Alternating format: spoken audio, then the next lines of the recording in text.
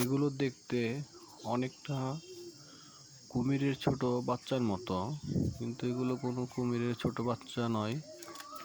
এগুলো আসলে পাহাড়ি আঞ্চলিক ভাষায় বলে টুটঠ্যাং।